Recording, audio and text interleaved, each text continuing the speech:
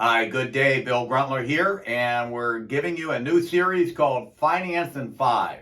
And it's going to be topics that we give that are relative to what's going on in the world, but also to help you hear through all the noise and confusion and anxiety that's out there. This is for you. It's educational in nature. This is not a sales platform, but this is to help educate you and also your friends. So please feel free to share this information with friends.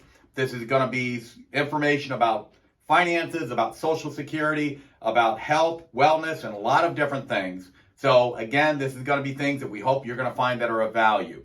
And they're going to be short enough so you can watch them on your lunch break and hopefully share them with other people. Various topics. And one of the things that we need from you is, what would you like us to speak more about?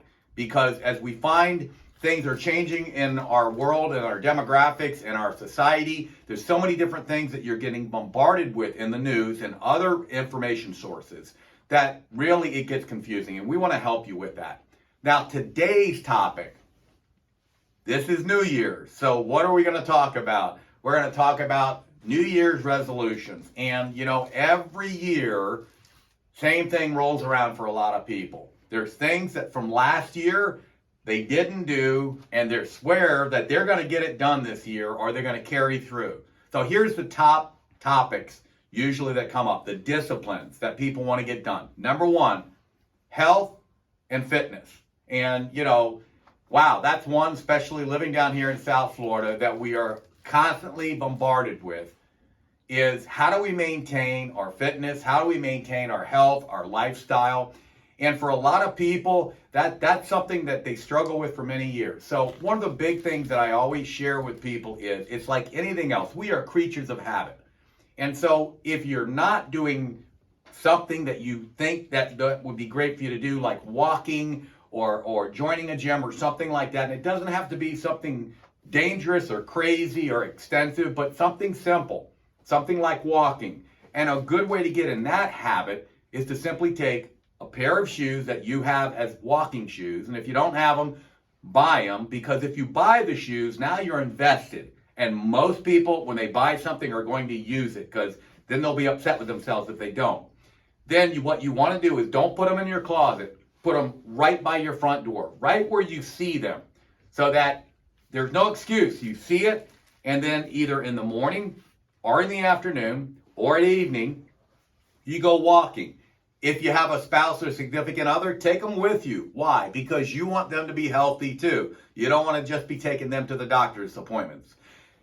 Second discipline, this is the big one, finances. Wealth and finance. So often people come to us when they're talking to us about their wealth and finances and say, I wish I would have been doing this, or I would have started this sooner. And again, being creatures of habit, that's exactly what it is. It's a habit. And so if you know there's something you need to do, if there's something you're trying to save for, what I find works well is visuals. That's why with our financial GPS map, it's a visual. But if, let's say that there's a vacation you want to go on that's really nice, and maybe it's Scotland or wherever it is, find a pretty picture of Scotland and put it up on your refrigerator or somewhere at work that you see it all the time, that reminds you to put money away for that. Or if it's a boat, an RV, or whatever else it is, because if you don't see it, you can't visualize it, you'll probably get busy in your day and you'll forget about it. Now, I read a lot of articles about finance and about retirement, and I like to share those with people. One of the ones I read recently, and you can get this if you email us, but it's called Finding Purpose After You Retire. Finding purpose in life after you retire. And here's what it says. Many retirees relish the opportunity to do the things they've always wanted to do when they didn't have the time, because now they've got the time. That's what we call the go-go years. And the go-go years are making sure that you're healthy enough and young enough to go do the things that are on your bucket list. And a lot of things for people mean different things, but the first thing you've got to have meaning to your day is maybe helping others important to you. Well, then find a local charity or a ministry. We work with quite a few, so we can point you in those directions where they will value you just showing up and saying, what can I do?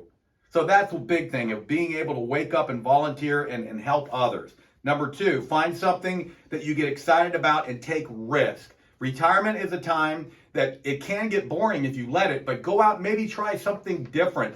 Maybe learn how to play a musical instrument, or find out how to do woodworking, or take a course or something like that. So try something you've never done, because when you get it done, that's fun. Also, find strength in your faith. If you're a believer, get more involved with your church.